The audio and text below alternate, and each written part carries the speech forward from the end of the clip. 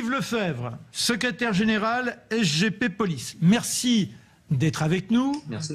Que le maire revienne sur ses propos, est-ce que ça vous suffit? Ou est-ce que déjà, aussi, aujourd'hui, vous vous dites pas, il n'est même pas devant nous, puisqu'apparemment, durant la manifestation, vous avez appris, vous et vos collègues, que le maire n'était pas à Colombes aujourd'hui. Quelle est votre position sur l'ensemble? Moi, j'ai resté sur ces mots au-delà de ces excuses. Scandaleux. Il ne fait qu'attiser la haine aujourd'hui. Il fait qu'attiser la haine portée par certains politiques aujourd'hui contre les forces de l'ordre. Nous traiter de collabos, nous traiter de miliciens, c'est inacceptable. C'est pas comme ça aujourd'hui qu'on va trouver le moyen de réconcilier une partie de la population, parce que l'immense partie de la population soutient sa police et sa gendarmerie, et qu'on va pouvoir reconquérir les quartiers. C'est pas normal. Alors qu'il est fait effectivement du rétropédalage, oui, allez, dont acte. Mais n'empêche que quand on est le maire de Colombes, on n'est pas le maire de n'importe quelle commune. On est en périphérie parisienne, avec quand même des incidents particulièrement marqués, répétés ces dernières semaines, avec des violences urbaines. On n'a pas le droit de dire ça. On n'a pas le droit. Alors qu'il ne soit pas là ce soir, qu'il ne soit pas à Colombes, je dirais qu'importe ses propos, il les a lus, relus. Si c'est son cabinet, si j'entends les propos de M. Bachelet qui a écrit son discours, il faut qu'il change de dire en urgence, s'il va l'envoyer dans le mur, et qu'il me fasse confiance pour le maintenir dans le mur à ce niveau-là. Parce que moi, je ne peux pas accepter ça aujourd'hui. Ça passe par une plainte aujourd'hui. On ne peut pas. Je soutiens la plainte de Gérald Darmanin. J'ai même demandé au cabinet de Gérald Darmanin de déposer plainte dans les plus brefs délais. On ne peut pas laisser passer ça. Un élu de la République n'a pas le droit de tenir ce genre de propos, de quelque bord politique que ce soit. Il n'a pas le droit. Et perdons pas de vue quand Coop Écologie Les Verts, et fort heureusement pour eux, et c'est fort bien pour eux, est le parti numéro 1 à l'issue des municipales. Non mais entendons-nous bien, quand on veut être un parti de gouvernement, quand on veut être un parti présidentiel, on ne peut pas tenir ce genre de propos. Ce n'est pas acceptable. Pas plus qu'il y a quelques mois de ça, le président de la République pouvait se permettre d'avoir un t-shirt lors du festival de la bande dessinée à Angoulême. On l'a taclé de la même façon qu'aujourd'hui on tacle le maire de Colombes. Non, c'est pas ça. Les flics sont républicains, les gendarmes sont républicains, mais qu'on nous laisse faire notre boulot et qu'on a besoin du soutien des maires. On n'a certainement pas besoin de l'opposition des maires. Moi, j'ai une question que j'aimerais poser à Yves Lefebvre, parce qu'aujourd'hui, on a une autre actualité qui concerne la police et qui, là, pour le coup, ne la place pas en position très avantageuse. J'aimerais bien savoir ce qu'en pense Yves Lefebvre. On apprend qu'au dépôt du tribunal de grande instance de Paris, le dépôt, c'est la souricière, c'est là où sont les prévenus en attente de monter en audience, où ils sont reconduits. On apprend que les policiers, certains policiers qui s'occupent de ce dépôt, se conduisaient pour le moins plutôt mal, avec des mots racistes, des violences, des privations de nourriture. Et le policier, un brigadier chef qui révèle l'affaire, lanceur d'alerte, qui met sa carrière quand même dans la balance, cet homme, il est courageux, dit qu'il y a également des faits potentiellement assimilables à la torture. Alors moi, j'aimerais bien savoir, Yves Lefebvre, ce que vous en pensez, parce que je comprends votre réaction émotionnelle par rapport à la situation de Colombes, mais là on est dans le registre des mots. Alors donc l'histoire du TGI de Paris, on n'est pas dans les mots, on est dans les actes. Alors ça, les violences policières, les violences dont sont victimes les policiers, comment, oui, objectivement, vous, en tant que syndicaliste, vous pouvez arriver à essayer de prendre une position dans laquelle vous n'êtes pas uniquement le représentant de la police, mais aussi un citoyen, quelqu'un qui espérerait que la police puisse ne jamais être entachée de comportements tels que Dimitri vient de les décrire. Vous savez, c'est pas une question de se mettre dans la position d'un citoyen, c'est une question simplement de se mettre dans la position d'un syndicaliste républicain, majoritaire et particulièrement responsable. Alors mon cher Dimitri, je vais vous répondre très facilement. J'attends que les faits soient matérialisés, mais il semblerait qu'ils soient, à l'heure où je vous parle, matérialisés, parce que j'ai eu des informations tout à l'heure, et autant de l'inspection générale de la police nationale que du préfet de police lui-même, qui m'a rappelé tout à l'heure juste avant de prendre l'antenne. Les faits, si il s'avère que ce qui m'est dit verbalement, les faits soient matérialisés, il doit y avoir sanction. Il doit y avoir sanction. On ne peut pas accepter aujourd'hui, dans une police républicaine, qui dénonce, qui sollicite du ministre de l'Intérieur que soit condamné effectivement pour injure le maire de Colombes et d'autres si ça a lieu demain, et en même temps, je dirais, essayer de passer sous silence les faits matérialisés, qui semble qu'ils soient matérialisés, du TGI de Paris.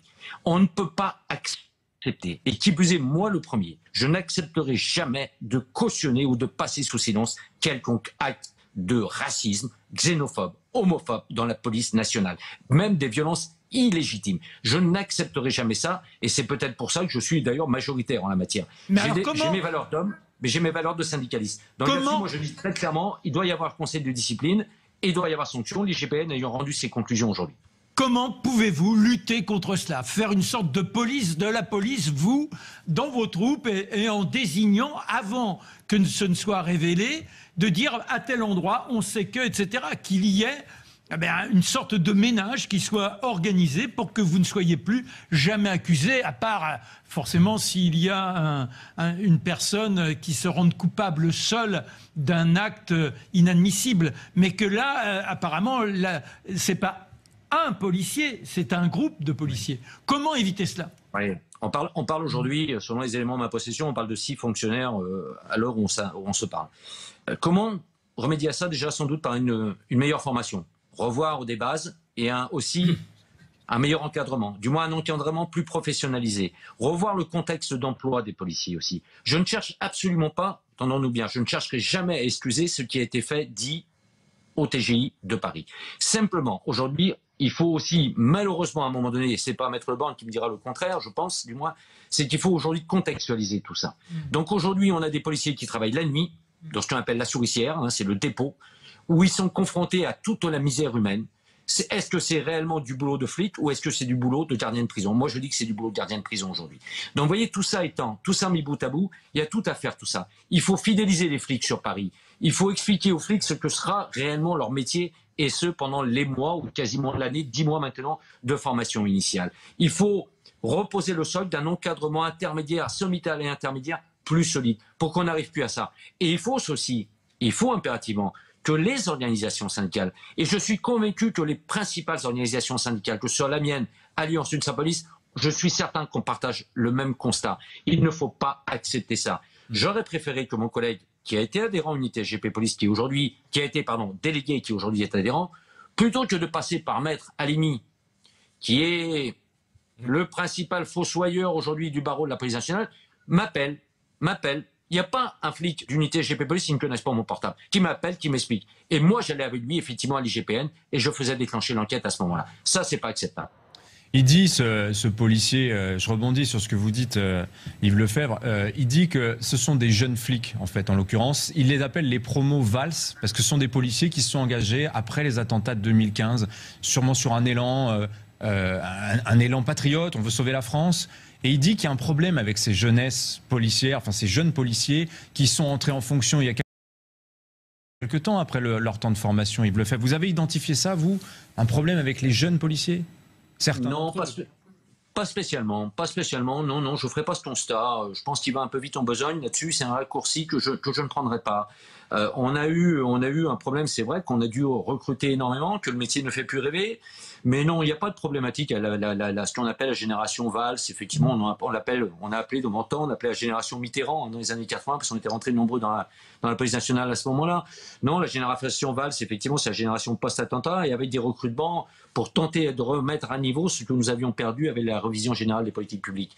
Donc non, je pense pas. Ça serait stigmatisé, ça serait vraiment un raccourci auquel je n'adhère pas, absolument pas. Maître Leborgne, vous qui côtoyez quand même beaucoup les policiers, obligatoirement. Oui, et puis le dépôt de Paris est un lieu extrêmement difficile, et je souscris complètement à ce que disait Monsieur Lefebvre. Cela étant, la difficulté de la mission ne justifie rien. Elle peut expliquer que certains sortent d'eux-mêmes. Mais dans un accès de colère qui pourrait amoindrir. Mais c'est voilà. Je ne veux pas me prononcer sur des faits dont je ne connais pas le détail, mais il est vrai que c'est une situation difficile. Mais je me dis parfois, quand je vois ce genre de situation, est-ce qu'il n'y a pas un manque de formation des policiers? C'est ce que vient de dire Monsieur Lefebvre. Et oui, mais je pense à autre chose aussi. C'est cette montée en puissance qu'on a presque découverte récemment à Nice, de la police de proximité. Qu'est-ce que vous en pensez de ces deux polices qui n'auront pas la même formation? Je ne dirais pas qu'elles n'auraient pas la même formation, maître. Mais je suis, moi, un adepte, oui, on peut l'appeler la police de proximité, mais ça c'était du temps de Jean-Pierre Chevènement. On peut l'appeler la police du quotidien. Moi, je considère que le flic, il doit être sur le terrain.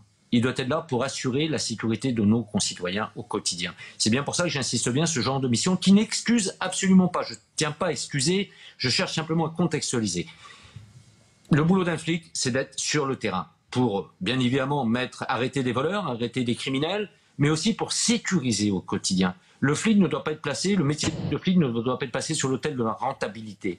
Et le métier de flic, ce ne doit pas se transformer en gardien de prison. Mais vous savez, c'est le cas à l'identique dans les centres de rétention administrative, où on a des dizaines, sinon même des centaines de policiers qui sont employés pour apporter la nourriture. Bien évidemment qu'il faut nourrir les rétentionnaires, ça va de soi. Mais est-ce que c'est un flic dont on a besoin sur le terrain qui doit faire ça? Non, bien évidemment. Alors le continuum de sécurité devait être un élément combien important là-dessus, et ce n'est pas le cas pour l'instant. Dans un palais de justice et surtout dans un dépôt, on n'est pas dans la prison.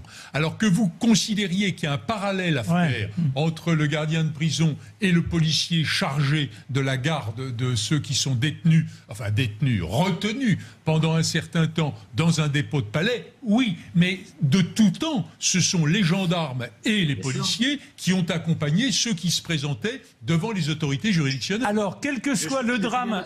Oui, pardon. Je suis bien d'accord avec vous, maître. Mais simplement, aujourd'hui, on est confronté à une croissance particulièrement dramatique de la violence, des faits de plus en plus avérés. Regardez ce qui s'est passé à Nice, c'est pas pour rien que Jean Castex, Gérald Darmanin et le garde des Sceaux sont déplacés en urgence ce samedi. On a une criminalité qui se déverse en tout point du territoire. Donc effectivement, moi j'ai toujours connu les dépôts, effectivement vous avez raison, maître, gardés par des policiers, essentiellement des policiers, et les présentations, les déferments se font par des policiers ou par des gendarmes. Mais simplement aujourd'hui, quand on a un besoin impérieux de policiers sur le terrain, ne doit-on pas penser à peut-être une corporation dédiée à ça? Bien évidemment, ils ne sont pas en prison. Et fort heureusement pour eux, c'est pas moi qui suis un farouche défenseur de la présomption d'innocence qui doit s'appliquer à tous, tant pour les policiers que pour les politiques, que pour une personne interpellée. C'est la présomption d'innocence par définition. On ne peut pas aujourd'hui, bien évidemment, considérer cette période au dépôt comme une période d'emprisonnement. Ça va sans le dire, mais c'est mieux en le disant. Mais par contre, créons une corporation qui serait une corporation intermédiaire. Non, simplement, voilà, soyons très clairs, et là je m'adresse plus particulièrement à monsieur le maire adjoint, monsieur le premier adjoint de Colombes. Alexis Bachelet, oui. Monsieur Alexis Bachelet, c'est très simple, vous savez, mon numéro de téléphone il est connu. Comme j'ai dit tout à l'heure pour mon adhérent du TGI de Paris. Vous le demandez à la production de CNews, ils vont vous le donner. Ben, simplement, le maire de Colombes m'appelle, on s'explique entre hommes, et puis voilà, terminé. On ne va pas aller chercher midi à 14h, et je rejoins bien évidemment les propos de mon représentant régional. Si le maire de Colombes, on a un échange entre hommes, et on se dit, bon ben voilà, mes propos, j'aurais pas dû les tenir, voilà, j'ai pas dû les tenir, je soutiendrai la police, parce que vous l'avez fort bien dit tout à l'heure, monsieur Bachelet, le pouvoir de la police relève, et fort heureusement, reste une mission régalienne de l'État. Donc il doit avoir une complémentarité là-dessus, mais après on a des pistes aussi, on peut travailler en complémentarité. Donc moi je suis prêt, comme mon représentant régional, Angelo Bruno, à passer l'éponge, parce que ça serait à ce moment-là tomber dans un autre extrémisme auquel je n'adhérerai jamais. Moi je suis prêt à discuter. Voilà, il y a eu une erreur de commise. J'ai souhaité que Gérald Darmanin dépose plainte comme il s'était engagé, parce qu'on ne peut pas tolérer ça. Ça ne peut pas passer sous silence. Si demain il y a des excuses, mais pas publiques, on pourquoi pas public? Voilà. Non, mais est-ce qu'il n'y a pas une nécessité symbolique? Parce que maintenant l'affaire est dans le public. Est-ce que, pour vous, par rapport à la population de Colombes, par rapport à ceux qui ne respectent pas toujours ce que vous représentez comme autorité, est-ce qu'il n'y a pas une nécessité que vous apparaissiez ensemble sur un perron pour dire, ben voilà, oui, nous sommes prêts à faire équipe, et parce que sinon, si c'est dans la coulisse, il y a quelque chose qui manque, là, non? On peut faire la photo symbolique et la prise de parole commune. Mais j'aimerais aussi que Yannick Jadot prenne un peu ses responsabilités en la matière. Parce que je rejoins également un de vos intervenants. Là-dessus, depuis un moment, quand même, Europe Écologie Les Verts, on met plus à côté que dedans. Très sincèrement. S'associer à une manifestation pour le collectif en mémoire d'Adama Traoré, c'est particulièrement malvenu. Manifester avec des collectifs pro-terroristes, c'est malvenu. Et alors, attention, Europe Écologie Les Verts est un parti ô combien respectable, preuve en effet, premier parti au municipal. Maintenant, ça peut avoir une symbolique, mais ça sera encore plus symbolique, si vous voulez, sur le perron. Je ne connais pas la mairie de Colombes, mais le perron de la mairie, imaginons qu'il y a un perron, sur le perron de la mairie de Colombes, qu'on soit lui, le monsieur le maire de Colombes, pardon, moi-même, et pourquoi pas Yannick Jadot, qui est quand même le principal responsable du parti auquel est affilié le maire de Colombes. Et puis après, on pourra travailler main dans la main. Les erreurs, il faut savoir, à un moment donné, y passer, les excuser, à partir du moment qu'on travaille sur quelque chose de symbolique. Et avec le drapeau de la France au milieu. Oui, Alexis Bachelet? Non, je veux souligner les prises de parole très responsables et très raisonnables des deux syndicalistes. J'entends aussi le message de M. Lefebvre que je transmettrai volontiers au maire de Colombes, ainsi que son numéro d'ailleurs, pour qu'il puisse effectivement y avoir cette explication de vive voix. C'est plus souhaitable qu'un communiqué ou par plateau interposé. Et je tiens à lui réitérer tout notre soutien dans leur mission, parce qu'on sait que c'est pas facile d'exercer les métiers de la sécurité en général et en particulier ceux de la police nationale et de la gendarmerie, et lui dire aussi que nous, on a une ambition à Colombes pour améliorer la vie des fonctionnaires de police. On a un commissariat, et ça serait bien d'ailleurs que vous veniez le visiter, je vous invite à Colombes. On a un commissariat qui date des années 50. Vos collègues à Colombes travaillent dans des conditions inacceptables, honteuses, parce que là on peut dire des choses honteuses. Vous ne le connaissez pas, moi je connais bien le commissariat de Colombes parce que j'ai été déposer des plaintes, vous le connaissez sans doute. Vos collègues, depuis des années, se plaignent de ces conditions de travail qui sont mauvaises. Et nous, dans notre programme, on a souhaité inscrire un commissariat de police du XXIe siècle pour les fonctionnaires de police à Colombes. Et donc, on a entendu les critiques de M. Darmanin pour l'honneur de la police, et on peut parfaitement comprendre qu'il défend. Mais on veut aussi qu'il y ait des actes et qu'il y ait des moyens. Et en particulier à Colombes, nous, on attendra aussi de Gérald Darmanin, et on espère que vous serez à nos côtés, d'avoir pour nos policiers nationaux des conditions de travail dignes. Et donc, ça veut dire un nouveau commissariat. On sera très offensif sur ce sujet et je suis sûr qu'on se retrouvera sur ce combat et sur d'autres. Pour le moment, le ministre de l'Intérieur... Entendez... Moi, je partage totalement votre analyse et je serai présent, bien évidemment. Je viendrai et on visitera à nouveau le commissariat. Enfin, alors, à tous les deux, je vous apprends que le ministre de l'Intérieur entend déposer plainte et cela devrait être effectué d'ici à quelques minutes. Retrouvez toute notre actualité sur videopolice.com, la chaîne YouTube d'Unité SGP Police.